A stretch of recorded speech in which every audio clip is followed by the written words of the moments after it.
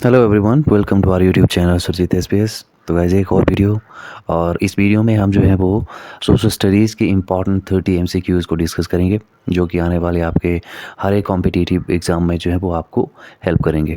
ठीक है, तो आपको पता ही होगा कि हमने जो है वो 1000 एमसीक्यूज़ की एक सीरीज़ जो है वो स्टार्ट की हुई है, और उसमें हम ऑलरेडी जो है वो 5 पार्ट्स अपलोड कर चुके हैं सोशल स्टडी सेक्शन में से। तो गाइस आज की ये वीडियो जो है वो सभी एस्पिरेंट्स के लिए इम्पॉर्टेंट रहेगी, स्पेशली जो टेट एग्ज़ामिनेशंस की प्रिपरेशन कर रहे हैं हिमाचल प्रदेश में। इसके अलावा जहाँ पे भी आपको लगता है कि ये एमसीक्यूज़ आपके लिए फ्रूटफुल हो सकते हैं, आप इस वीडियो के माध्यम से आप मैक्सिमम बेनिफिट गेन करें, और यही हमारी कोशिश है। अभी तक आप यदि हमारे चैनल सुरजीत एसपीएस से ना जुड़े हों तो जुड़ जाएँ, और साथ ही साथ आप बेल आइकन को भी प्रेस कर दें ताकि आपको न्यू अपलोडेड वीडियोस की नोटिफिकेशन जो है वो टाइमली मिल जाए। ठीक है, वीडियो को लाइक शेयर कर दें, और वीडियो को एंड तक ज़रूर देखें। ठीक है, और शेयर करने से आप जो है ना वो उन स्टूडेंट्स की भी हेल्प करते हैं जो कि टेट एग्ज़ामिनेशंस के लिए जो है वो प्रिपरेशन कर रहे हैं। ठीक है, तो आप ज़रूर शेयर भी करिए, और आप कमेंट्स के माध्यम से हमें बता सकते हैं कि आपको हमारे वीडियोस कैसे लगते हैं, हमें कहाँ पे इम्प्रूवमेंट करने की ज़रूरत है, किस तरह का कंटेंट मटेरियल हमें जो है वो फर्दर एग्ज़ाम के लिए जो है वो फॉर्म करना चाहिए। ये चीज़ें आप हमें बता सकते हैं कमेंट के माध्यम से। तो चलिए वीडियो स्टार्ट करते हैं। पहला क्वेश्चन है, निम्नलिखित में से कौन सा हड़प्पा कालीन स्थल गुजरात में था? ऑप्शन ए है कालीबंगा, बी है रोपड़, सी है बनावली, और डी है लोथल। ठीक है, तो यहाँ से इसका जो राइट आंसर बनेगा वो बनेगा आपका ऑप्शन, यहाँ से ऑप्शन जो आपका सही बनेगा इसका वो बनेगा D, and D is Lothal. अब यहाँ से क्या पूछा गया था कि गुजरात में जो है वो हड़प्पा कालीन स्थल कौन सा था, तो लोथल जो था वो गुजरात में था। ठीक है, इसके अलावा यदि हम यहाँ से बात करें कालीबंगा, रोपड़, बनावली की, तो इसको जो है मैं वो 1 बाय 1 बता देता हूँ। जो कालीबंगा था आपका, ये घग्गर नदी के किनारे था, और प्रेजेंटली इसकी यदि हम बात करें तो ये राजस्थान में पाया जाता है। ठीक है, राजस्थान में है ये। इसके अलावा यदि बनावली की बात करूं और यहाँ पे रोपड़ की बात करूं, तो जो रोपड़ है, ठीक है, वो सतलुज नदी के किनारे है, और ये जो है वो पंजाब में है।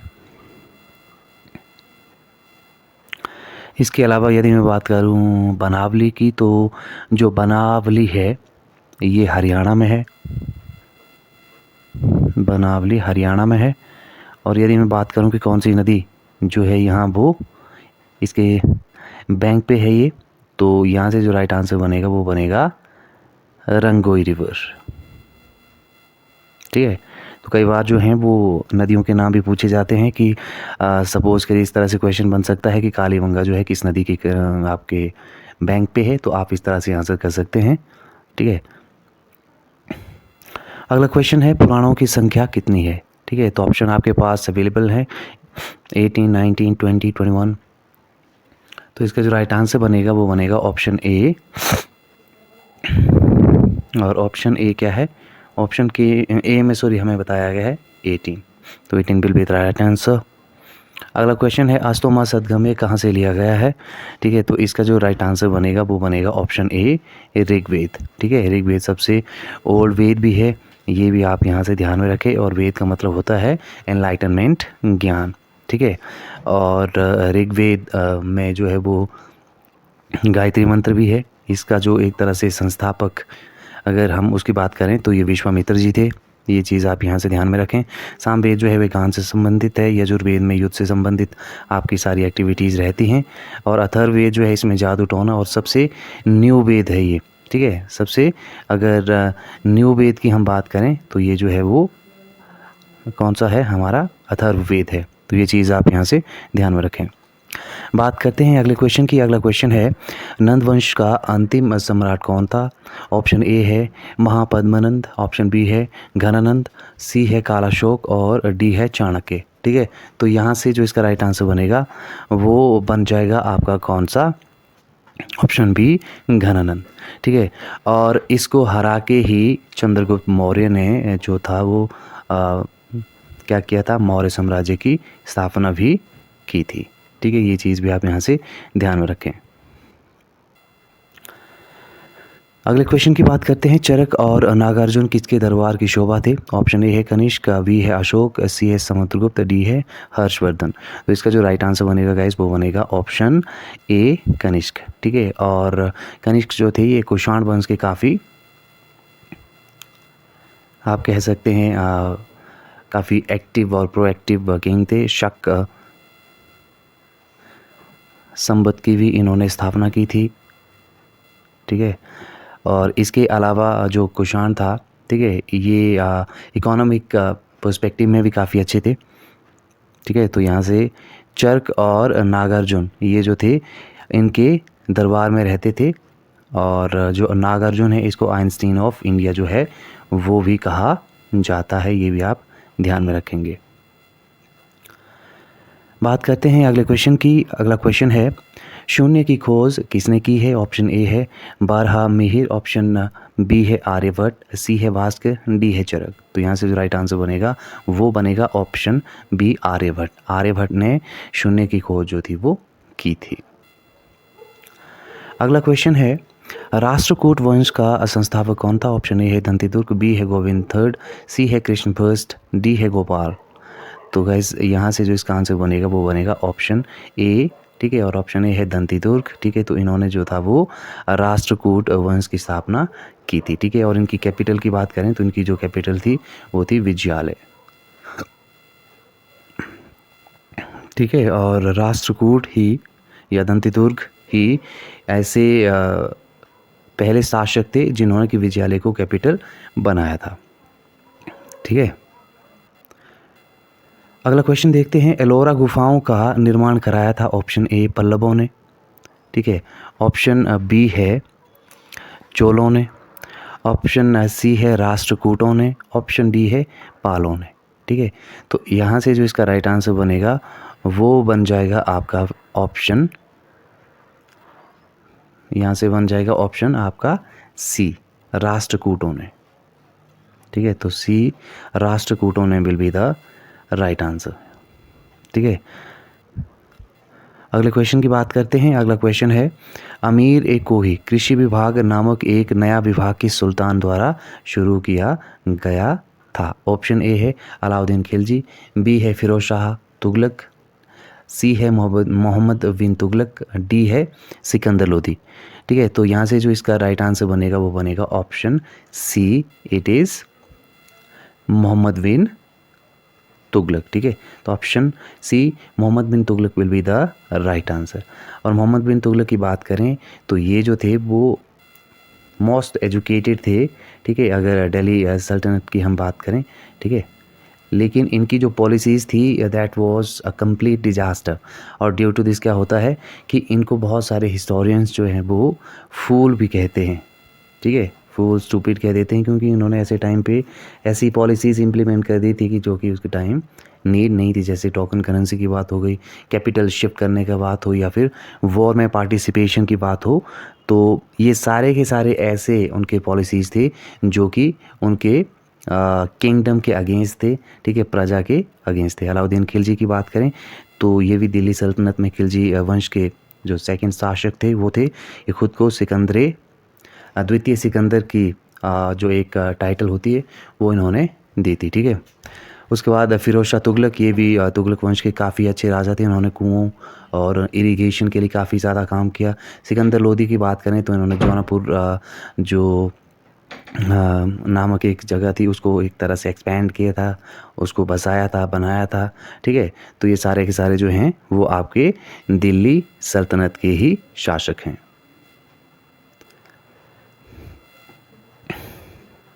अगले क्वेश्चन की बात करते हैं।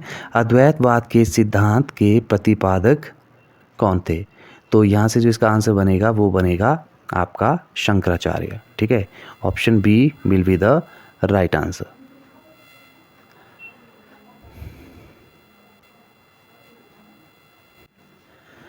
अगला क्वेश्चन है पानीपत का प्रथम युद्ध कब हुआ? ऑप्शन ए है 1529, बी है 1526, सी है 1528 और डी है 1527 में। ठीक है, तो यहाँ से जो इसका राइट आंसर बनेगा वो बनेगा आपका ऑप्शन बी 1526 ईस्वी में। ठीक है, तो ऑप्शन हमारा बी जो है वो करेक्ट ऑप्शन यहाँ से बनता है।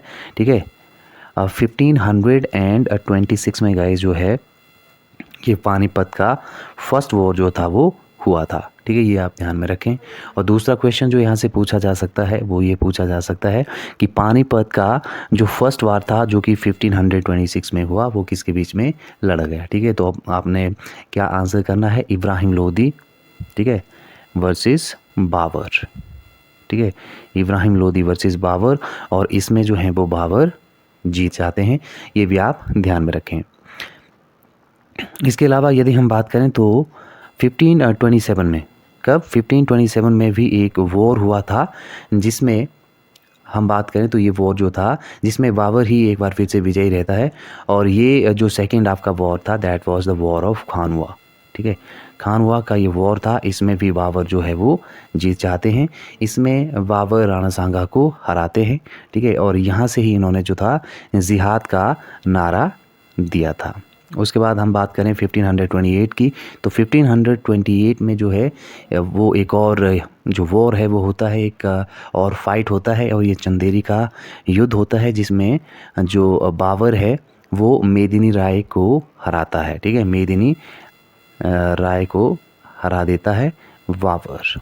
ठीक है, अगला है 1529। तो 1529 में क्या होता है कि एक वॉर होता है घाघरा का युद्ध। ठीक है, इसमें अफ़गान जो होते हैं वो बाबर पे अटैक करते हैं, इसमें भी बाबर जो है वो जीत जाता है। ये इंपॉर्टेंट वॉर्स रिगार्डिंग बाबर जो है वो काफ़ी इंपॉर्टेंट रहते हैं क्योंकि Babur was the first empire of Mughal dynasty, that's why Babur is very very important. अगले क्वेश्चन की बात करते हैं, मुग़ल काल की राजभाषा क्या थी? ऑप्शन ए है उर्दू, बी है हिंदी, सी है अरबी, डी है फ़ारसी।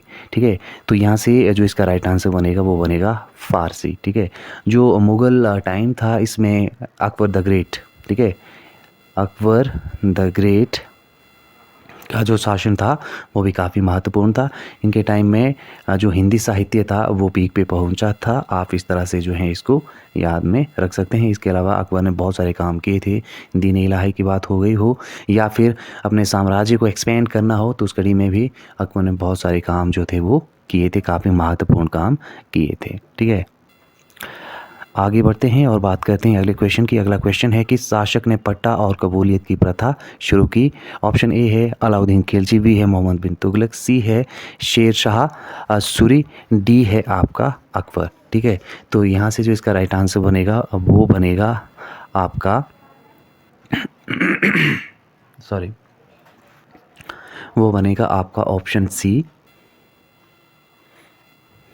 और ऑप्शन सी है आपका शेर शाह सूरी। ठीक है, अलाउद्दीन खिलजी की बात करें तो ये जो थे वो उन्होंने बाज़ार को लेके बहुत सारा काम किया था, बहुत सारे नए रूल्स इन्होंने अप्लाई किए थे बाज़ार को लेके। और मोहम्मद बिन तुगलक इन्होंने टोकन करेंसी का यूज़ किया था। अकबर जो कि मुग़ल कालीन आपके एम्पायर थे, ठीक है, इन्होंने सभी धर्मों को जो था वो इम्पोर्टेंस दी थी।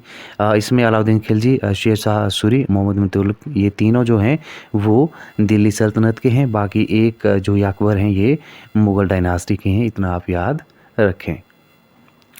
अगले क्वेश्चन की बात करते हैं, वर्ष 1498 में वास्को डी गामा भारत में कहाँ पर उतरा था? ठीक है, ऑप्शन ए है गोवा, बी है कालीकट, सी है कोचीन और डी है मंगलोर। तो इसका जो राइट आंसर बनेगा गाइस वो बन जाएगा ऑप्शन बी कालीकट। ठीक है, अब कालीकट जो है वो गोवा में है, और यहाँ पे अब्दुल मजीद नामक एक व्यक्ति था जिन्होंने कि इनकी बहुत हेल्प की थी। ठीक है, और फिर काफ़ी टाइम इन्होंने जो था वो भारत में स्पेंड किया था, और फिर ये जब जाने लगे थे तो बहुत सारे स्पाइसेस इनको जो थे वो दिए गए थे, काफ़ी अच्छी खातिरदारी की गई थी। और फिर जाके वास्को डी गामा ने जब भी अपने देश वापस आते हैं तो उन्होंने कहा कि इंडिया के लोग तो काफ़ी अच्छे हैं, काफ़ी खातिरदारी करते हैं, और वहाँ पे स्पाइसेस काफ़ी अच्छे पाए जाते हैं। इसी कड़ी में यूरोपियों का भारत में जो आगमन है वो आरंभ हो जाता है, इतना आप याद में रखें। अगले क्वेश्चन की बात करें तो अगला क्वेश्चन है, कांग्रेस के कराची अधिवेशन मार्च 1931 के अध्यक्ष कौन थे? ऑप्शन ए है सरदार वल्लभ भाई पटेल, बी है जवाहरलाल नेहरू, सी है महात्मा गांधी, डी है सुभाष चंद्र बोस। ठीक है, तो यहाँ से जो इसका राइट आंसर बनेगा वो बन जाएगा हमारा कौन सा? Option A Sardar Vallabhbhai Patel. ठीक है, तो option A will be the right answer, Sardar Vallabhbhai Patel. ठीक है,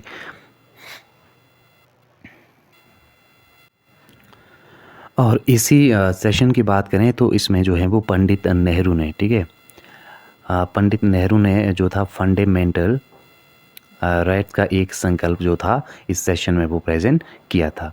ठीक है, और इस प्रपोजल को फॉर्म करने में जो एम.एन. राय थी उसने नेहरू की काफ़ी ग्रेटर लेवल पे जो थी वो हेल्प की थी। ठीक है, इतना आप याद रखें। अगले क्वेश्चन की बात करते हैं। अगला क्वेश्चन है, कूका आंदोलन को किससे संगठित किया? ठीक है, या किसने संगठित किया? ऑप्शन ए है गुरु रामदास, वी है गुरु नानक। ठीक है, और अगला ऑप्शन है आपके पास गुरु राम सिंह, डी ऑप्शन है गुरु गोविंद सिंह। ठीक है, तो इस क्वेश्चन का जो आपका राइट आंसर बनेगा वो बनेगा option C Guru Ram Singh. Guru Ram Singh will be the right answer, option C Kuka आंदोलन। अगले क्वेश्चन की बात करते हैं तो अगला क्वेश्चन है, मोपला विद्रोह के नेता कौन थे? ऑप्शन ए है अली मुसलियार, बी है मीर अली, सी है सैयद अली, डी है महात्मा गांधी। ठीक है, तो यहाँ से जो इसका राइट आंसर बनेगा वो बनेगा ऑप्शन आपका ए अली मुसलियार। ठीक है, तो यहाँ से option A will be the right answer. जो मोपना आपका आंदोलन था ये 1921 में केरल में हुआ था। ठीक है, और यहाँ पे ये जो आंदोलन था, ये जो विद्रोह था वो मुस्लिम कर रहे थे ब्रिटिशर्स के खिलाफ। ठीक है, इतना आप याद रखें इस क्वेश्चन के माध्यम से। अब बात करते हैं अगले क्वेश्चन की। अगला क्वेश्चन है, 1857 ईस्वी के बरेली विद्रोह के नेता कौन थे? ठीक है, तो यहाँ से जो इसका राइट आंसर बनेगा वो बनेगा खान बहादुर। ठीक है, तो option A will be the right answer of this question. Next है, किस भारतीय राष्ट्रीय आंदोलन का मुख्य गीत वंदे मातरम बना? ठीक है, तो ऑप्शन आपके पास ए है चंपारण, बी है सविनय अवज्ञा आंदोलन, सी है असहयोग आंदोलन और डी है स्वदेशी आंदोलन। तो इसका जो राइट आंसर बनेगा वो बनेगा आपका ऑप्शन डी स्वदेशी आंदोलन। ठीक है, सो क्या होता है कि स्वदेशी आंदोलन जो है वो आपका जो है जैसे ही बंगाल डिवीज़न होता है तो उसके बाद जो है स्वदेशी आंदोलन भी एक तरह से जो है इसमें भी भाग लिया जाता है। लोग जो हैं वो काफ़ी विद्रोह करते हैं इस एक तरह से डिवीज़न का, और उसी कड़ी में स्वदेशी आंदोलन जो है वो स्टार्ट किया जाता है। चंपारण की बात करें तो चंपारण जो है बिहार में है, और यहीं पे महात्मा गांधी ने फर्स्ट टाइम इन इंडिया जो था वो सत्याग्रह का प्रयोग किया था। ठीक है, अगर पूछा जाए कि महात्मा गांधी ने सबसे पहले ओवरऑल कहाँ पे जो था वो सत्याग्रह यूज़ किया था, तो that was in south Africa. सविनय अवज्ञा आंदोलन की बात करें तो 1930 में, ठीक है, जैसे ही गांधी जी दांडी मात्रा फिनिश करते हैं तो वो सिविल डिसओबीडियंस जो एक मूवमेंट है उसको स्टार्ट कर देते हैं। ठीक है, और यदि हम बात करें असहयोग आंदोलन की तो 1920 में जो है वो असहयोग आंदोलन चलाया जाता है, जिसमें कि जलियांवाला बाग हत्याकांड और रॉल एक्ट के विरोध में ये जो आपका नॉन कोऑपरेशन मूवमेंट है वो स्टार्ट जो है वो किया जाता है। ठीक है, और इसमें जो है वो बहुत सारे ऐसे कांग्रेस के लीडर्स थे जो कि इसके अगेंस्ट थे, कुछ इसके फेवर्स में भी थे। तो ये अतिरिक्त जानकारी इस क्वेश्चन के माध्यम से आपको मिलती है। अब बात करते हैं अगले क्वेश्चन की। अगला क्वेश्चन है, किस वर्ष मुस्लिम लीग ने एक पृथक राष्ट्र का संकल्प या फिर पाकिस्तान प्रस्ताव स्वीकार किया था? ऑप्शन ए है 1907, बी है 1922, सी है 1931 और डी है आपका 1940। तो option D 1940 will be the right answer of this question.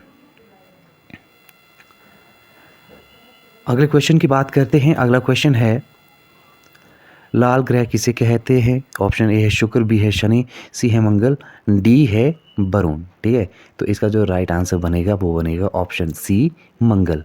Mangal will be the right answer here. उसके बाद नेक्स्ट है अंतर्राष्ट्रीय तिथि रेखा कहलाता है 0 डिग्री अक्षांश, 0 डिग्री देशांतर, सी 66.5 डिग्री अक्षांश, डी है 180 देशांतर। ठीक है, तो सबसे पहले हम अक्षांश की बात करें तो ये है 180, देशांतर की बात करें तो ये है 160। ये आपके लॉन्गिट्यूड होते हैं और ये आपके क्या होते हैं? लैटिट्यूड। इतना आप ध्यान में रखें। और जो आपका 0 डिग्री आपका ये अक्षांश है, इसको हम इक्वेटर भी कह देते हैं, ये भी आप ध्यान में रखें इतना। और जो आपका यहाँ से अगर हम बात करें 66.5 डिग्री अक्षांश, ठीक है, तो अब ये डिपेंड करता है कि कौन से में है, नॉर्थ वाले में है या साउथ वाले में। नॉर्थ वाले में होगा तो इसको हम क्या कहेंगे? आर्कटिक, और अगर सदर्न हेमिस्फीयर में होगा तो इसको अटलांटिक हम जो है वो कह देते हैं। ठीक है, तो इस तरह से ये इम्पॉर्टेंट आपका जो एक क्वेश्चन है जहाँ से बहुत सारे फैक्ट्स आपके बनते हैं। तो ऑप्शन डी 180 डिग्री देशांतर जो है इसको हम इंटरनेशनल डेट लाइन भी कहते हैं, अंतर्राष्ट्रीय तिथि रेखा भी कहते हैं। ये आपका राइट आंसर यहाँ से बनता है। अगले क्वेश्चन की बात करते हैं। विश्व की सबसे लंबी पर्वतमाला है, ऑप्शन ए है हिमालय, बी है रॉकीज, सी है एंडीज, डी है अल्प्स। तो इसका जो राइट आंसर बनेगा वो बनेगा आपका ऑप्शन सी एंडीज। एंडीज जो है वो सबसे लंबी पर्वतमाला है, ये आप ध्यान में रखें। ठीक है, साउथ अमेरिका में पाई जाती है। अगला क्वेश्चन है, विश्व की सबसे मीठे पानी की झील है, ऑप्शन ए है विक्टोरिया, बी है सुपीरियर, सी है वैकाल, डी है मिशिगन। तो इसका जो राइट आंसर बनेगा वो, तो विश्व की सबसे बड़ी मीठे पानी की झील, इस क्वेश्चन का जो आंसर बनेगा वो बनेगा आपका ऑप्शन बी सुपीरियर।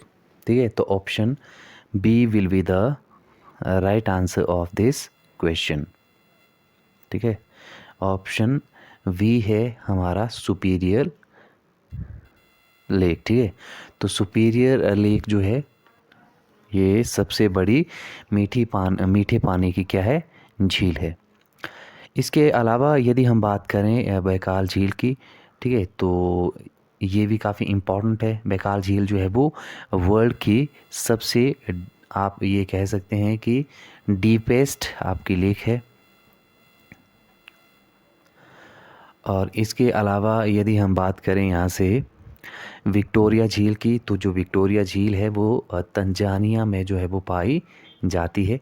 इसके अलावा कैस्पियन सागर है और ये भी काफ़ी बड़ी झील है खारे पानी की। तो ये इम्पॉर्टेंट आपके कुछ इन्फॉर्मेशन यहाँ से आपकी बनती है। आई होप कि आप यहाँ से समझ पा रहे होंगे। वीडियो पसंद अगर आपको आ रहा है तो लाइक शेयर ज़रूर कर दें।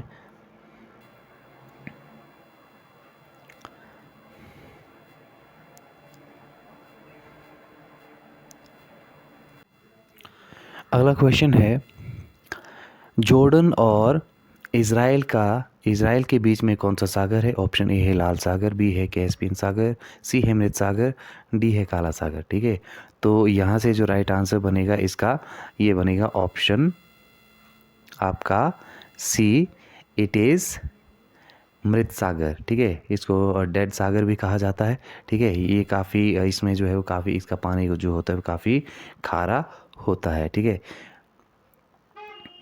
इसके अलावा यदि हम बात करें अगले क्वेश्चन की, तो अगला क्वेश्चन है, कौन सी जल संयोजी यूरोप को अफ्रीका से अलग करती है? ठीक है, तो यहाँ से जो इसका आंसर बनेगा वो बनेगा जिब्राल्टर। ठीक है, तो option B will be the right answer है।